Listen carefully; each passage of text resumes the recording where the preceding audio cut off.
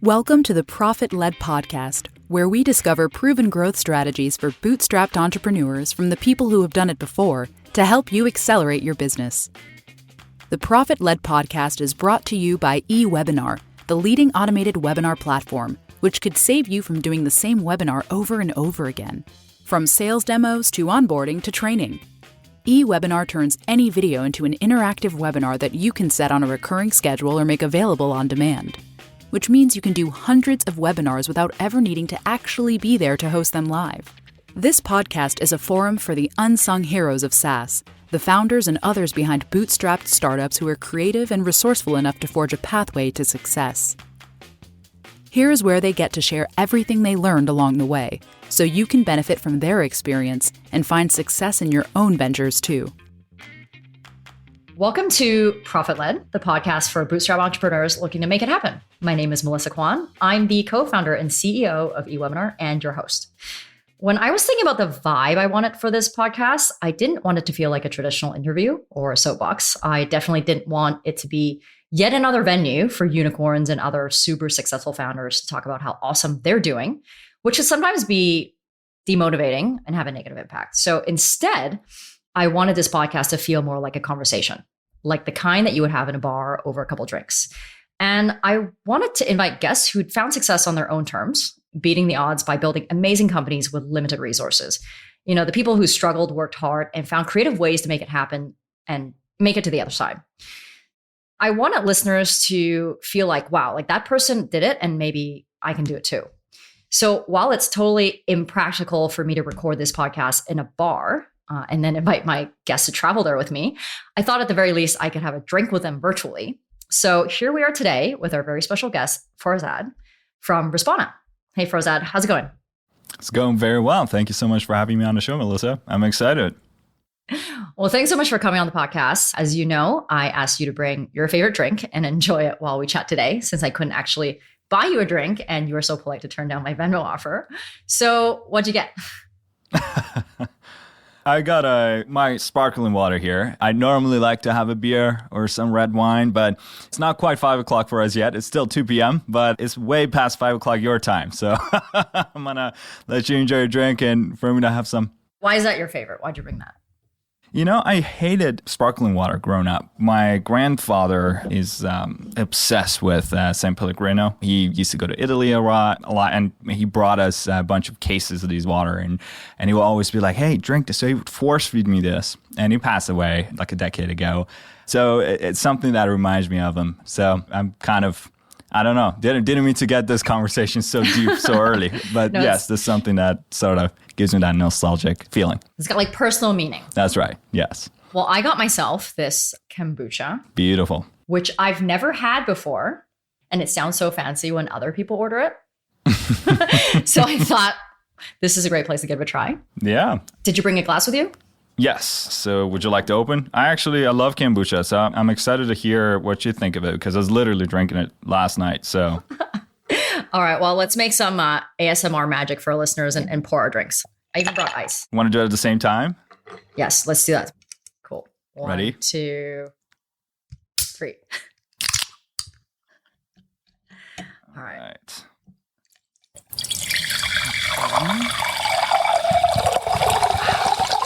Listen to that. So smooth. I just learned this word ASMR. I'm so glad I'm alone at the office today. Other people are like, what is this guy doing? Well, cheers. Yes, cheers. How do you like it? You know, it tastes like a fizzy iced tea. Yeah. I think I like it. Very fruity. What flavor is it? It's just original. I didn't think I would go too experimental. Okay. But this is the most vegan I think I'm ever going to get. Right. I like the strawberry kind. You should try it. I don't know. It's very refreshing. It sounds kind of gross because it's like fermentation. Doesn't really sound very appetizing. But like, I don't know. I kind of like the strawberry flavor of kombucha. So it's like a very summery drink.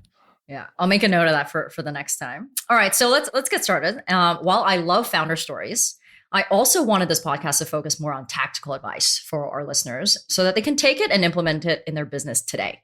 So I definitely want to dig into your story a bit, but I don't want to spend a ton of time on it. And after that, let's shift gears to talk about your zone of genius, which I know is SEO and content marketing. So sounds good? Absolute genius is a little bit of an overstatement here, but yeah, absolutely. We'd love to share some, lessons learned over the past few years of making a lot of mistakes. All right. Well, let's start with telling us a bit about yourself. Who are you and what do you do? So my name is Farzad Rashidi, and there's not a whole lot of us out there if you're trying to find me on LinkedIn, but I am the lead innovator at Respona. Respona, Melissa, you're a customer yourself, but for folks who are listening who don't know what it is, it's an all-in-one link building outreach software that helps other online businesses to improve their rankings in Google by building quality backlinks to their website. So just to give you the backstory here, I actually started my career in marketing at a company called Visme. Have you heard of Visme before, Melissa? I have, but it's mainly because of you. Ah, beautiful. Awesome. Almost warms my heart when people have heard of it. So I joined as the first marketing hire there. That's another bootstrap SaaS B2B business that was founded by Payman, who is my co-founder at Respona. When I joined the company, it was a bunch of engineers and designers, and Payman is a designer by trade. So he basically had created this really good looking product that was working well. And back in 2013, it was a very innovative product. I mean, it was one of the first in the market when it comes to easy to use design tools. Like before, I think Canva also started around the same time. And basically my job was just to figure out how we're going to get customers. So they basically handed me this product and they're like, hey, we built this. Now go sell this thing. So we kind of sat down and obviously experimented with a few different channels.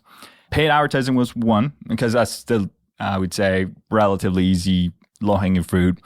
Yes, it worked a little bit, but the problem is that it's not a very scalable channel, simply because there's a diminishing ROI. So the more, basically, if you double your budget, doesn't mean you get double the conversions. So as sort of time goes on, your customer acquisition costs catch up to LTV quick.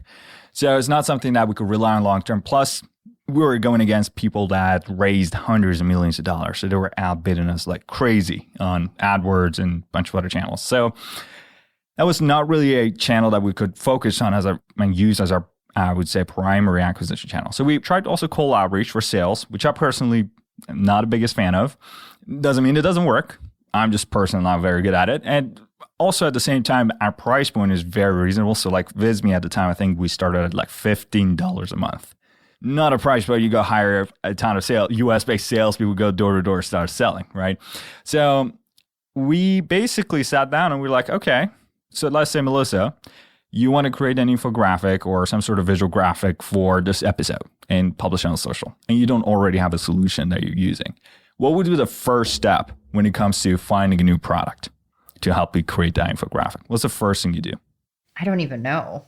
Like I would just go to Google and I would type create infographic. Yeah, there you go. Yeah, that's normally step one when it comes to any sort of, I would say, research when it comes to finding a new product. Same goes for if I'm looking for a webinar software. That's the first thing I do. It's like, hey, what are some of the best tools for hosting webinars, right?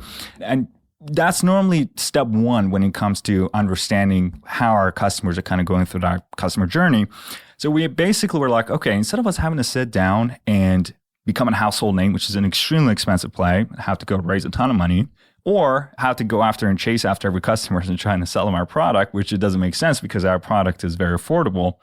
Let's start showing up in places where people who are ready to purchase and people who are looking for a software or a solution like ours would come and organically find us. What we did basically was to start putting together some content pieces, build some landing pages, and spend a couple months putting together the right site structure, made sure it looks beautiful and loads fast and is responsive. And guess what happened? People started coming. And that's what we hoped would happen. But, you mean when you build it, they don't come? Yeah. Oh, it's probably shocking. Shocking. Yeah. It shocks me every morning, actually. Like, where are all these good lines of customers? Yes. So it was absolutely crickets. It was really like a couple of people coming to our website, and I always make a joke, and it's like one of them I'm confident was my mom, because she checks on our website every day. She's our biggest fan, so we need to give her a trophy. But anyway, we were like, okay, well, this is obviously not working. Let's take a step back, see what we were doing wrong. So let's say we put together a landing page for eWebinar called Webinar Software. How many search results, so I'm Googling this as we speak, how many search results do you think comes up for that keyword? Melissa? Throw a number out there. Any number. I don't know, 2,000? Am I close? It's 229 million. Okay, well, I was kind of close then. So about 250 million search results, right? We were like, okay, so if we are creating content that's so good, that's in the top 1%. So let's say in terms of quality of content, however way you want to define it, we're in the top 1%. When there's 229 million search results for a keyword, any keyword really for that matter, some of our keywords in that industry is in the billions of web pages. You're still in the millions of search results. You're not even in the top 10 pages, right? So how do you go about in the millions from the millionth search result to top 10, if not top 3, get over 99% of the clicks?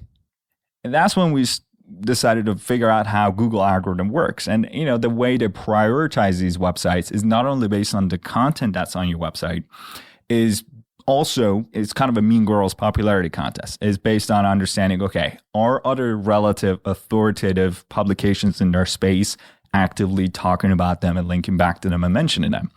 Now it becomes very interesting, right? Because now as a marketer, you can't just go stuff keywords on your webpage and try to fool the search engines. Now you have to get, tens, if not hundreds of other publications to actually actively mention you. And that's something that basically put the basis for our content. So we started allocating our resources in a way that would be proportionate to the importance. So right now, even to this day, we spend 20% of our content resources on content creation. The other 80% goes into promotion and link building. And that switch in allocation of resources really boosts our traffic. Now Visme is getting over 3 million in monthly organic traffic. We had 4 million sessions last month. It's bringing about 20 to 25,000 new users, freemium users to our platform every single day. And we're at about 14 million active users, 100 team members, still fully bootstrapped, fully profitable. Now that journey, turns out that notion of building backlinks and mentions, earning publication editorial mentions was a lot easier said than done. So the whole process of Average for us was a very time-consuming, inefficient process. So what we did basically was we're a SaaS company. So got one of our engineers and put together a really ugly-looking internal tool that was sort of put together with duct tape. And our team loved that. It saved them a lot of time. We say at least like 5 or 6x their productivity. These guys were like, hey, this is awesome. Let's put this as a standalone product. So that's sort of how Respona came to be as a standalone tool out of Visme a few years ago. So did you have an arrangement with Visme so you could productize this product as a separate company? Or is it like a parent versus and labs kind of relationship? Yeah, so I remember, so when I pitched the idea to Paymon, it was like a very rough sketch. I'm a horrible designer on InVision. And I pitched it to him and he was like, hey, this is great. And initially it wasn't so much of we weren't really looking to start a new business because we already had a business that was taking off. What we were doing was, hey, let's build this thing for ourselves, let our team be more efficient because we had 10 people in charge of outreach full time. So we're like, the least it can do is to help us save a ton of time.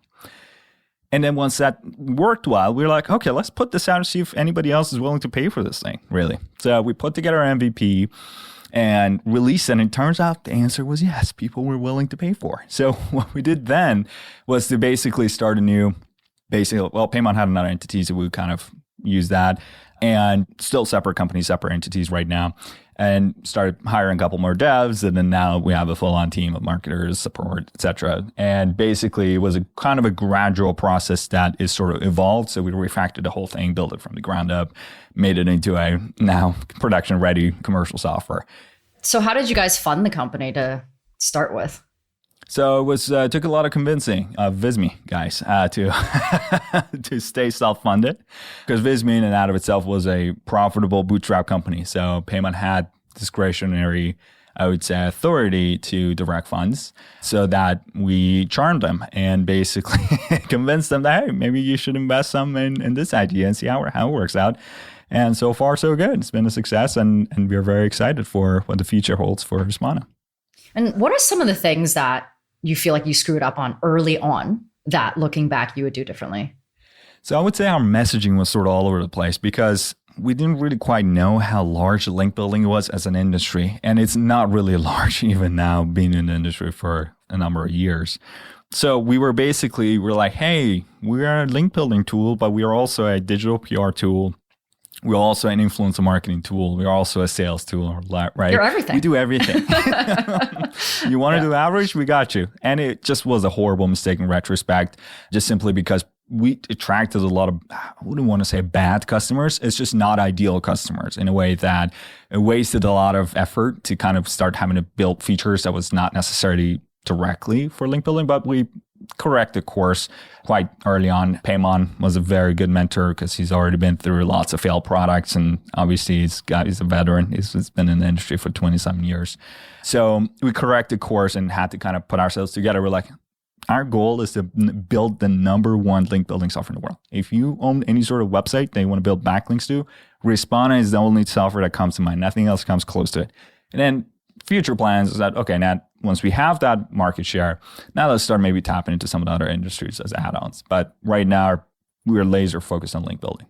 I mean, I want to say it's just such a mystery, these things. I didn't even learn about this word. I spent my entire career in sales, not marketing, and I should have flipped it because now I feel like I need to be a marketer and I have no idea what I'm doing. But I learned about the word link building when we just launched eWebinar about 2 years ago.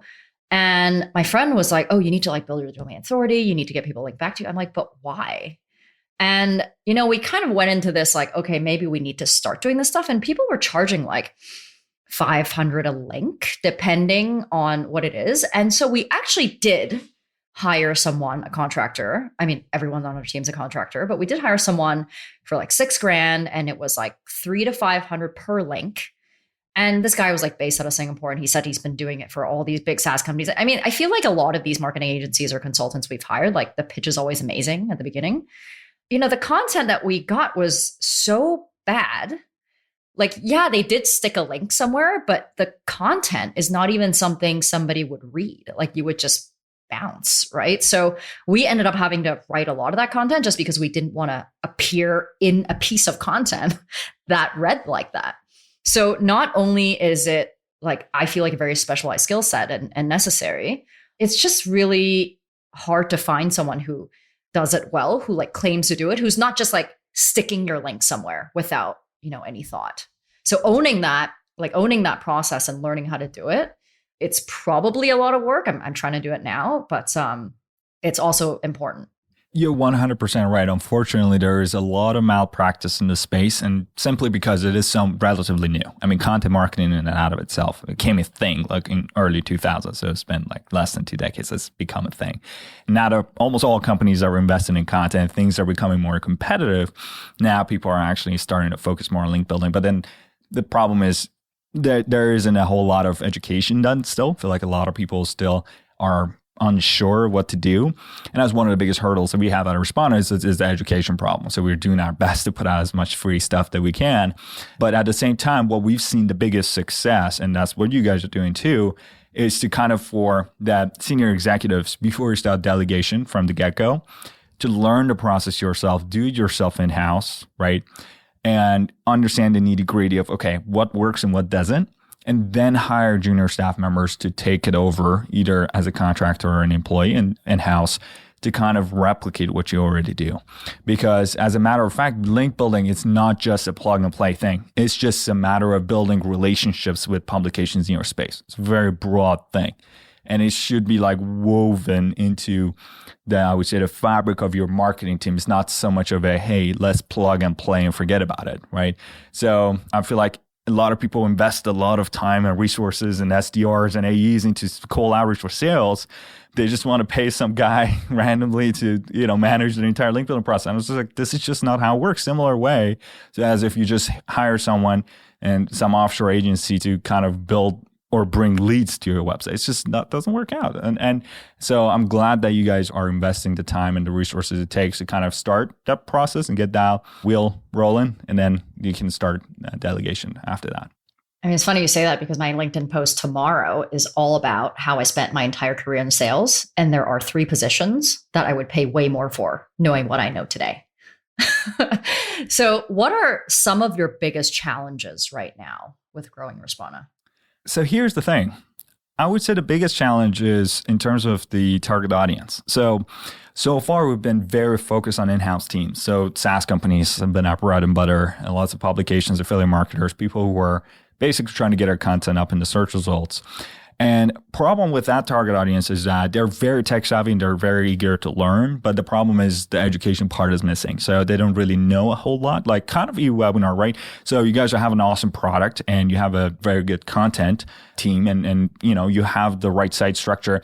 But it requires us to kind of educate you on what to do because Respona is kind of like a knife, right? So similar way, if I don't know how to run webinars and I come sign up for eWebinar, you need to tell us, hey, here's a webinar, here's what it is. Just kind of like selling eWebinar 10 years ago. You know what I mean? So it would be a little more difficult because you need to educate your audience on what a webinar is first. How do you go about getting signups? How do you get people to show up, right? So these are the type of challenges that we're facing now. So obviously, that's always going to be a big focus for us. We want to be an education hub in the link building space. But at the same time, in the meanwhile, we are building the product, adding the features that's really, truly needed for some of these agencies that need to handle basically clients average for 50 plus clients. So that requires us to have a very robust CRM. There's a bunch of different like link tracking. There's a bunch of other features that are, I would say, it takes a while to build because, like, for example, just the email outreach is a software company. Email Finder is another software company. Email Verifier is another software company. CRM is another software company. So we need to build all of them, put it all together for it to make sense for an agency to use our platform. And there's only one or two other tools in the market that do it, but they look like something that came out of the 80s and, very poorly constructed. But so our goal, our master plan is to kind of build the software that has all these features together now, start getting more agencies involved. And those people are who normally pay the most and also stick around the longest just because they don't require us to do any sort of education. They already have the process. They're just looking to get things more efficient. And it's also like just hearing you speak is almost like hearing myself speak, right? It's like doing all these things, but also maintaining the simplicity of your product so people aren't overwhelmed, right? It's just like consumer expectations are so high. Like last week, somebody was like, well, I don't understand. Like, why do I have to use Twilio for text reminders? Like, why don't you have it? It's standard. Like, what do you mean it's standard? It's like email standard. Try building yourself and then I'll tell you what. But it's just a reflection of where we are, right? Like, why isn't it there? You log in, it's like, but why doesn't it do all this stuff, right? So for anyone who's listening and want to learn more about Farzad's story, I've shared a couple other podcasts in this episode show notes where he goes into more detail because I want to switch gears here to how companies can leverage SEO and content marketing as an acquisition strategy. And this is a super hot topic, even for us. I mean, especially for us, because SEO is one of those things I think everyone kind of knows what it is, but it's also a bit of a mystery. And every marketer says it's important, but so few people do it and do it well, or actually even spend time doing it. So at eWebinar, we've actually hired multiple digital and content marketing agencies and contractors in the past. And we've only been around for 2 years who did not work out. And we spent a lot of time and money on this. And, for those who are listening, you're probably like nodding your head right now. Like, yeah, I thought I could just pay someone and they would just do it. Like just do SEO and I could just do my other stuff. It doesn't happen that way. So to the point where last Christmas, I forced myself to learn what digital marketing even is by going through some of the HubSpot courses so I could have a base for what I actually needed. And then I learned that digital marketing wasn't actually a single function. So I actually learned that it was many, many functions, and there are many people that do different things. So we actually realized after hiring so many of the wrong people that we needed to own SEO and content ourselves. So we hired at the time who we thought was the best content marketing firm out there, Grow and Convert. They have like amazing content online, to consult with us on how to write content that converts, like specifically long form content that converts. And then we invested our own time and energy into writing all of our own content. And now we're ranking on page 1 for most of the keywords we want to go after. But even then, we are still figuring this out. So we all know what SEO is, but like in the context of this conversation, like how would you define it? Hey, I'd like to take a second here to talk about my own company, eWebinar, and our mission to rescue people from what I call webinar hell, to give them back their time and save them literally hundreds of hours every month through webinar automation. If your sales team is tired of doing the same demo over and over for unqualified leads or worse, prospects who don't even show up, An on-demand demo powered by eWebinar can help them get their time back so they can close more deals. If you're doing customer onboarding and training on repeat, eWebinar can help you automate those so you never have to do them live again. Customer success teams are using eWebinar to run hundreds of sessions every single month without a live host. Why don't you give our product a try and see for yourself? Visit ewebinar.com to join our own on-demand demo or to sign up for a free trial. All right, now that I've gotten that on my system, let's get back to the episode.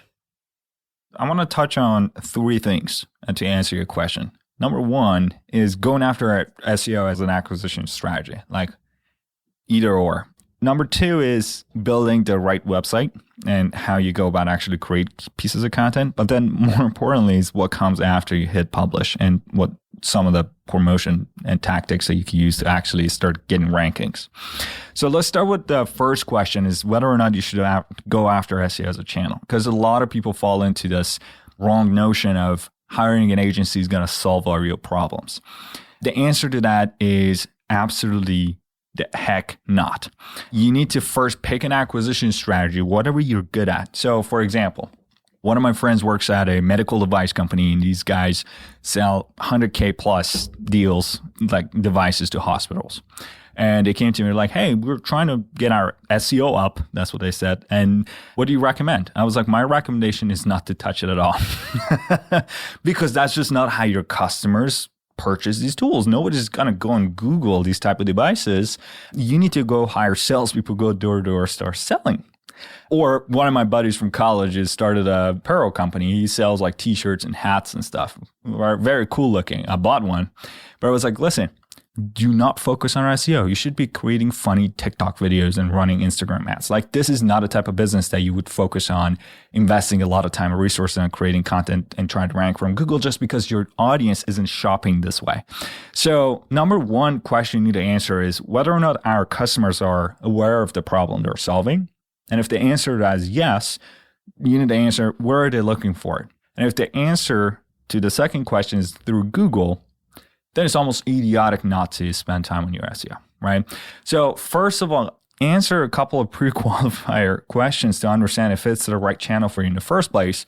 And if so, I would stick with one and not to try to do all sorts of channels at once, paid advertising, cold outreach, and SEO. And it's just not going to work out, especially if you're a small bootstrap company with limited resources. You can't just delegate these functions. You need to own that channel, become very good at it. And once that starts bringing in customers, then you start experimenting with other channels. So that's one of the mistakes we made also in the early days of business. We were trying to do all sorts of channels together. It just doesn't work out that way when you have limited resources. Unless you have $100 million in your bank. And yes, you can do a whole lot with that. All right. So you're saying do that first and not even ads. Because I think a lot of people go to ads like mentally first, right? Like, oh, I can just buy some leads, right? And then a percentage will convert. And it's almost like, I mean, if you do it right, maybe you see some quick successes, but comes in spurts, right? Yeah, I mean, some products it works out. You know, it's like, for example, I just bought like this really cool like coasters the other day of like a Facebook ad. I mean, I was like, yeah, this is a perfect product for these guys. Or like focus on Amazon SEO maybe if you're trying to focus on that. So what I'm trying to say is that SEO is not the right channel for every business. So understanding that is fundamental before you even start digging yourself into this ditch, because it's a never-ending black hole. So I don't mean to discourage people from it, but it's just, you want to go in with the understanding that it's pretty freaking hard. All right, so let's say eWebinar is perfect because webinar software, yes, that's how your customers are looking for a solution. Like if I want to host a webinar, the first thing I do, I go on Google and try to look for, what are some of the best webinar tools? Or how do I host a webinar? Or what's the best time for me to host a webinar, et cetera. There's a ton of different, I would say, ways for me to look for that. And that's, again, at the very end of customer journey. There's still a bunch of other things that we could hit that we haven't yet, just so I get some brand awareness and kind of subconsciously kind of be familiar with your brand when it's time for me to host a webinar. Now I'm aware of eWebinar. So basically, understanding first, what are some of the keywords that we need to go after is fundamental. Now, problem is when you own any sort of business, the keywords that need to go after, the parent keywords per se, are very obvious. So for example, for eWebinar is webinars. And that's the parent keyword. So we already know that's the core function of the tool. People are actively looking for it. It's a very highly competitive, super, I would say, high volume keyword. Now, how do we actually go about prioritizing these keywords? Because there's always, I would say, an infinite number of keywords that you could go after. And with any sane mind, you soon realize that, okay, where do I start?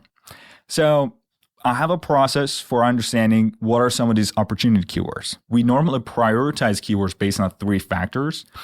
One is obviously the amount of traffic potential a keyword gets, so how much traffic is going to go in, but that's only 1/3 of the criteria. Number 2 is the amount of competition. So how competitive is that keyword? And lastly, what's the commercial intent or business value?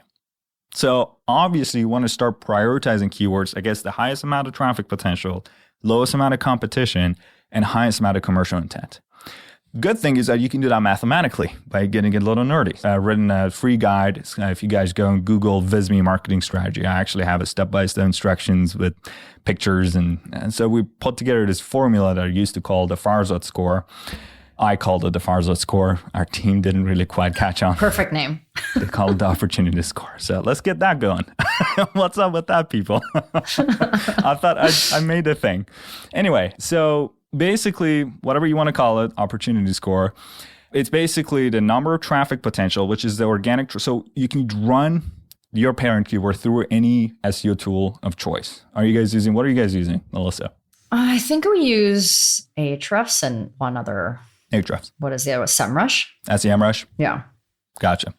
Yes, Ahrefs, SEMrush. If you guys are just starting out, Uber suggests there's a bunch of these tools out there, SEO ranking. And basically, it doesn't matter which one you use. When you run a parent keyword through it, it's going to give you an infinite number of search suggestions. Okay, about webinars. What's the best time to host a webinar? How do I host a webinar? Where's the best platforms to host a webinar? What do I talk about in my webinar? How do I get signups for my webinar? Right? So I could keep on going for hours and hours. How do we prioritize them? So we pull this metric from this SEO tool. So traffic potential is the number of organic traffic that the first organic search results get. Because meaning that, okay, if we were to make it to number 1 for that keyword, what's the amount of traffic it's going to bring in? Because normally you don't want to just look at the keyword volume because normally posts rank for a variety of different longer tail variations of that keyword. So traffic potential is normally a better metric to use here. Then you want to multiply it by the number of 1 over keyword difficulty, which is, okay, keyword difficulty is a metric that's from 0 to 100, gives you, here's the competition, and from 0 being super easy to 100 being super difficult, don't go after it. It's going to give you a metric. So you want to prioritize that on reverse because the higher the worse. So you want to put it at 1 under. Multiply by, now the most tricky part is commercial intent. How do you objectify intent? The metric I like to use is actually the cost per click for that keyword, for AdWords. Reason being is advertisers like to make money. So if other people are betting on that keyword, meaning it's bringing conversion. So great. So we're going to put that cost per click. I normally put it +1 just because if it's 0, we don't want to make the whole score 0. And that's it. So you just multiply this together. It's going to give you a very rudimentary, like abstract number that's basically doesn't mean anything on its own, but it's a great way for you to prioritize keywords on that spreadsheet and you know where to go after. And there's another good rule of thumb is that when you're just starting out with your website, don't go after keywords that have a higher keyword difficulty than your domain rating. So what that means is that's just a fancy way of saying don't shoot for the stars. Stay within your lake, meaning don't create a landing page or maybe webinar software is something that's super high relevant, but it's like something that's like webinars. Like don't, even though that shows at the top of the search results, don't create content pieces that are, or landing pages that are super out of your league. And then you want to go through each one and open a little incognito tab, see what the user intent is. And you go and create either a blog post or a landing page or a templates, whatever that is that caters to the user's intent. And Google normally easily tells you. Just Google it and see what pops up. Normally the type of content you need to create is very quite apparent. But now you hit publish, and that's all people define as SEO. That's what they think SEO is. You're like, okay, you do that, you optimize your website, you create content, you put it out there. I'm telling you, forewarning, it's going to get 0 traffic. So people don't come. Yes. People don't come. And you shouldn't get discouraged with that unless you're in a very super niche, underserved niche like plants. Like plants are amazing. If you're starting an affiliate blog, go after plants. Nobody's writing about plants. You don't need to do link building for that. But most likely, if you're a business, especially SaaS companies, you're going to have to do a little bit of more legwork to actually get that content piece up in the search results because there's so much damn competition. Oops. Are we allowed to swear on this podcast? Yes, absolutely. Be yourself. Okay, beautiful. So anyway. I mean, the only reason I know what you're talking about, and I've been in startups for over 12 years, is because I kind of went through this process on the peripherals. So our COO is like kind of a data nerd, and then he gets into rabbit holes about stuff. And he hated the fact that we hired so many people that just didn't deliver, that he was like, okay, I'm going to own this. So as you're talking, I'm now seeing kind of visuals in my head of, okay, this is what we did for the research and things like that. But I would imagine that a lot of founders that don't have a marketing background, like really want to do this, right? But it's so overwhelming. So I'm kind of both minds, right? I'm like, okay, I get what you're saying, but I can also see like, okay, how do we break this down in a way that is actionable, right? That doesn't make me feel like, oh, it's just too big of a task for me. That's right. Yeah. So as I said, the best way is to kind of go through the guide that I put together, the Visme marketing playbook guide. And that's going to give you a step-by-step instructions. It's 160 pages. So I apologize in advance because I tend to blabber a lot. But most of it is images. So you can follow through and we give you all the tools you need, and it's free. We don't plug in our tools. Like it's purely educational. So I highly recommend it. It's a very popular ebook. You got like 10K downloads the first 2 weeks we put it out. I don't know what it is now, but that's a good blueprint that's going to save you months, if not years of work, just because we've gone through the same processes as Melissa has, and through trial and error over the years, we've came across this process. So now that you implement it, you're already ahead of a lot of people in your industry who are starting out. Yeah, and I'm going to put that playbook in the show notes as well. So we talk about opportunity keywords. How many do you suggest like going after? And going after, does that mean like I'm now optimizing my site, or am I writing blog content? Like I don't want to boil the ocean, right? So say I've come up with a list, like how big should that list be? And how are you defining the success of that? Like how much time would you give it, right? So it does matter how much content you're producing. What matters is in terms of allocation of resources, because like Visme, for example, creates a heck of a lot more content than Respona does because they're just a significantly larger team. So where you start in terms of biting as much as you can chew is the number of keywords that you can handle. So that's directly proportionate to the amount of resources you have in hand. What's your marketing budget? How many people you got, right? But what matters is how you're going to allocate those resources. And that's where a lot of people make that mistake. And that is they invest all their money and time on content creation and just hope for the best. And they just say, oh, SEO doesn't work because we did everything right, Farzad said, and then we just didn't get any results. Reason being is we spend 20% of our content resources on content creation, 80% on content promotion. Let me rephrase that in words that everybody can understand. When you spend 1 hour in creating a blog post, spend 4 hours on promotion before you start writing that other blog post. So if you don't have time, don't produce so much damn content. Meaning, if you're a small team like us, create one really good piece once a month, spend the rest of that month on promotion and link building before you move on. And these SEO tools tell you how many links you need. So depending on how competitive that keyword is, based on that keyword difficulty, is going to give you an approximate number like Ahrefs. It's going to give you, hey, in order to get competitive, you need like 12 links from authoritative sources. So then now you can start planning reverse engineering that. You're like, okay, if I get 5% conversion in my outreach emails, so I'm going to reach out to like 240 publications in order to get 12 links. So let's kind of work from there. So we need to reach out to 240 publications over the course of the next 3 weeks that I have, right? So then you can break it down and kind of start there. So that's really key. And most people don't like it just because it's not under our control, right? We can all just open a Google Doc, start writing content, right? That's nice because it's what we control. The more buttons you press, the more content you have. But then convincing other people to link back to you is a whole nother story. So that's kind of interesting. So you're saying like writing it is really just step one. Yes. And then spending time reaching out, getting backlinks to that particular piece of content is actually step 2, 3, 4. Exactly. By the way, that's what we're not doing. So I'm now learning something new. So thank you for that. On that note, I know you have a great outreach strategy, like a 3-step outreach strategy to earn backlinks. Can you talk more about that? Sure. So it's free, ungated piece of content. Well, it is gated, actually. Yes. Give us your email.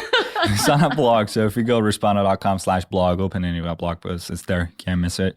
But anyway, so let me give you the shortened version of that 3-step strategy. So before you get into that 3-step process, there's still a lot of low-hanging fruit stuff you can do that doesn't even require to have a whole lot of content or have an average game before you start getting more advanced into doing average for specific content pages.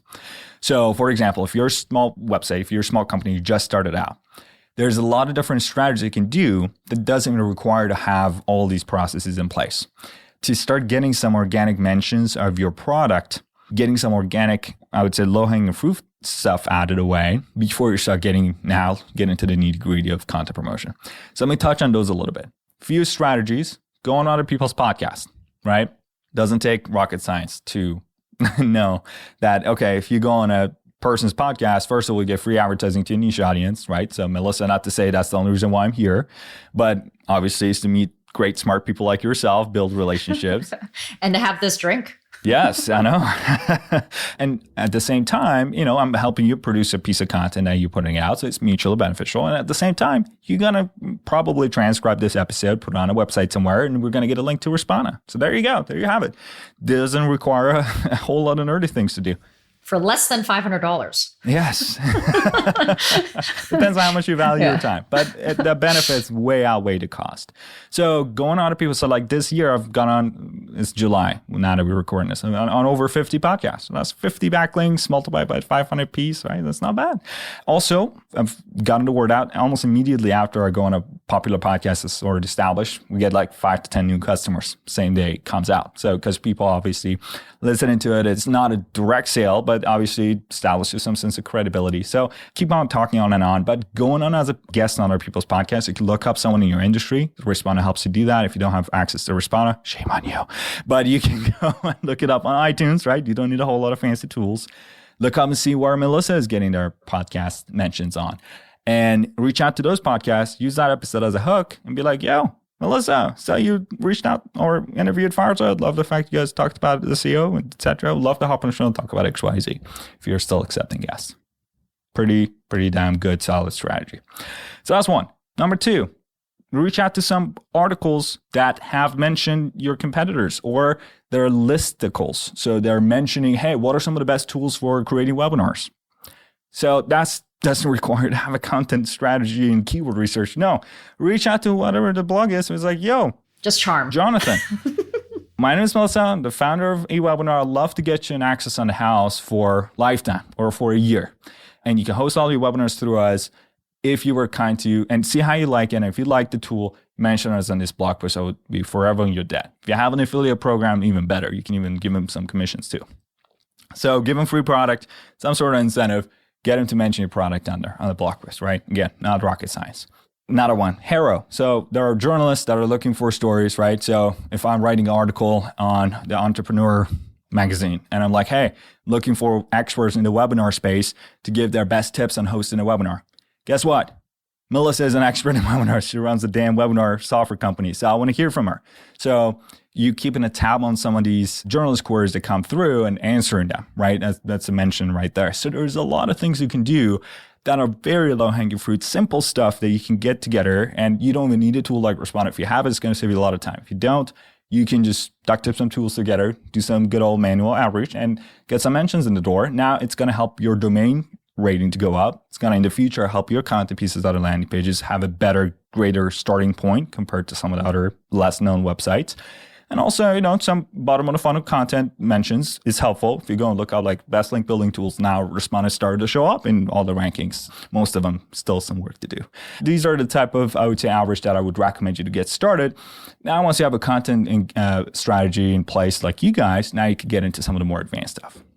And what's the outcome that you're looking to achieve here, right? Because I know it also takes time. Like we've been doing it for probably closer to 12 months now. like owning it ourselves. Like we had a lot of failed efforts for other people, but like what should one expect?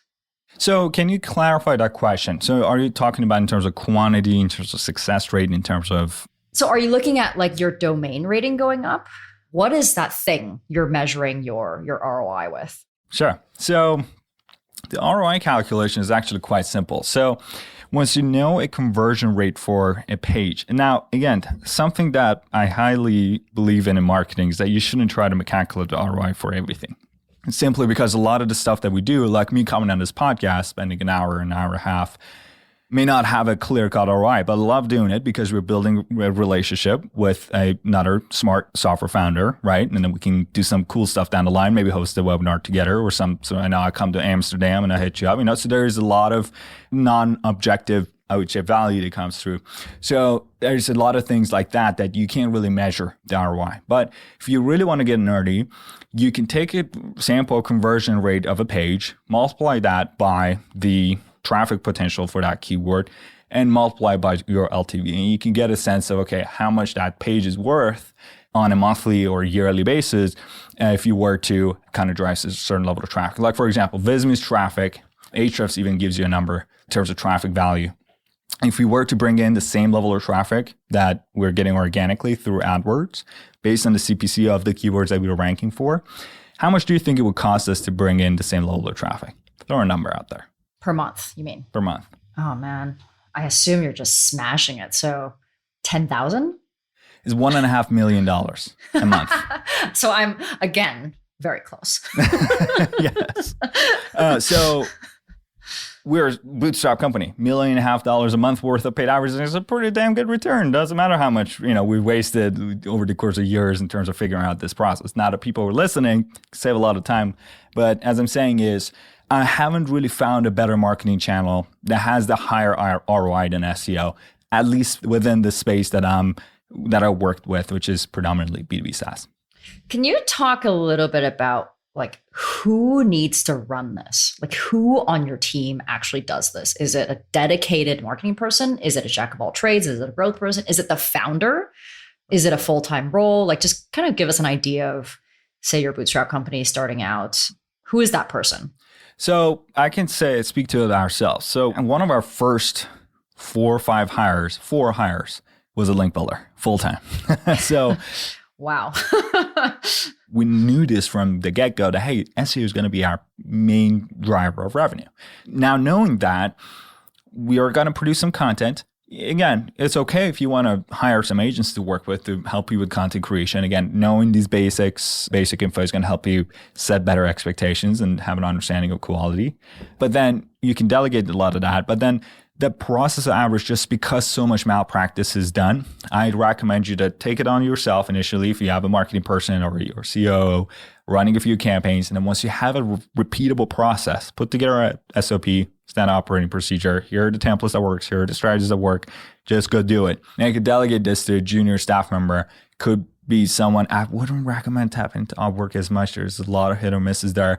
Someone ideally offshore who has a very high level of English and they can write and speak fluently, that has some basic understanding of SEO and content and understand what it is. It doesn't really require a senior staff member to repeat this processes. But again, understanding that strategy from the get-go, the templates, it's an iterative process that is normally handled by an executive.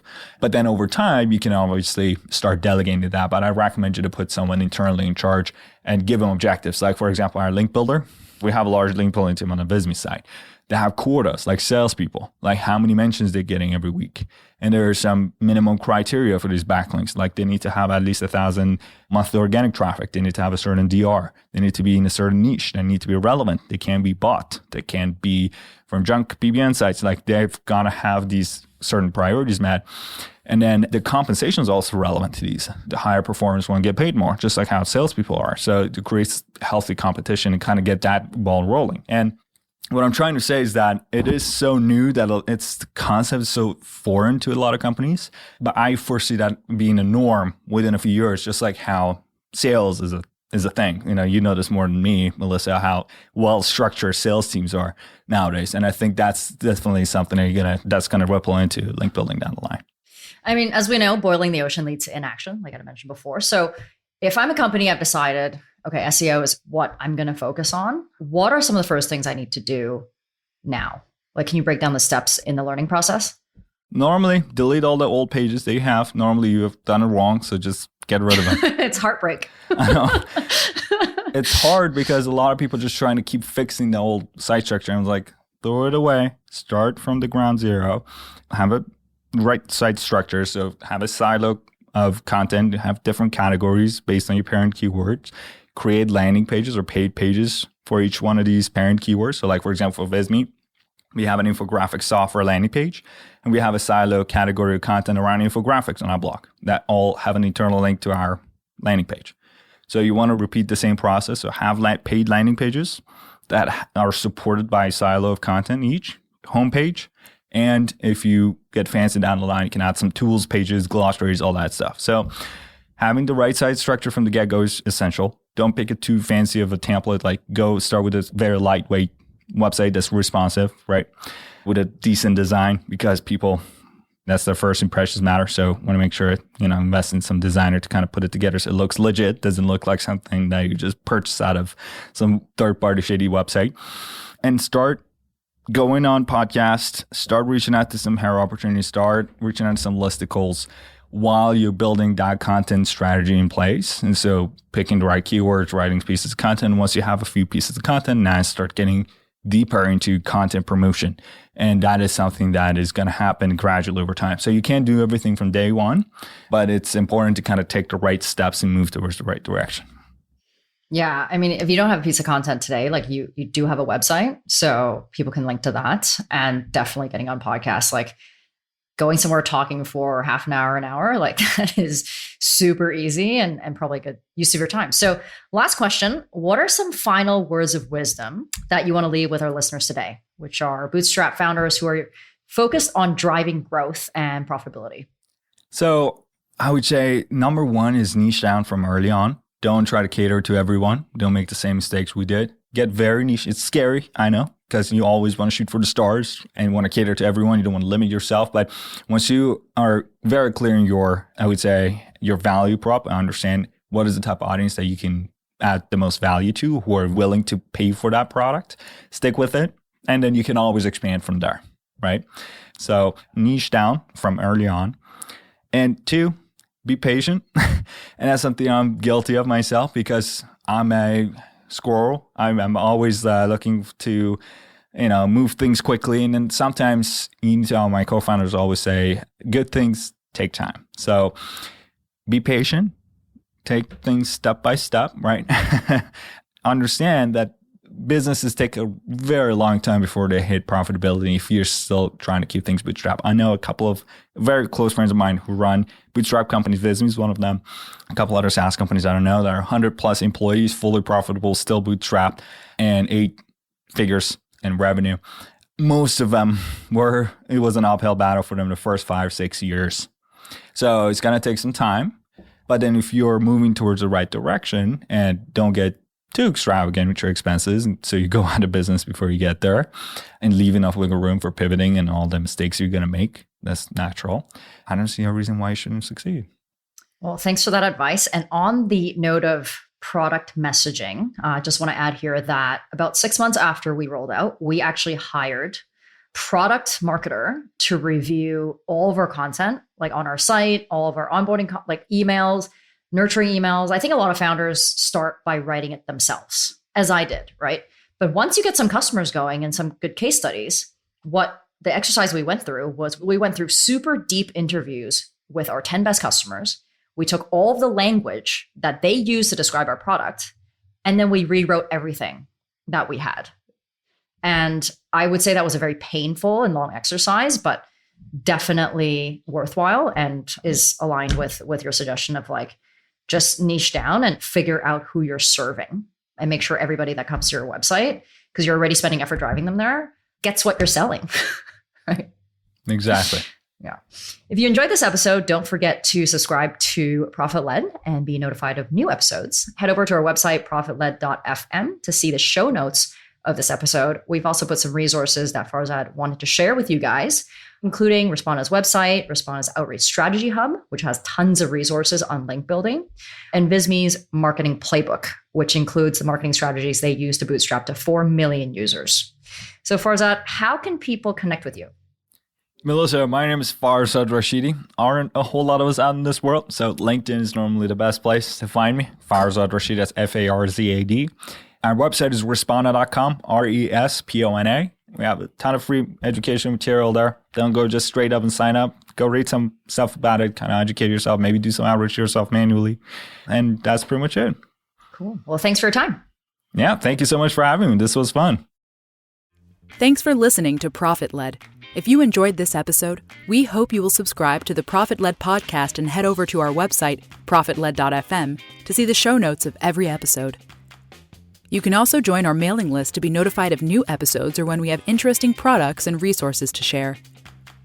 We promise to only share things you'll actually care about. Thanks again for listening. Bye now.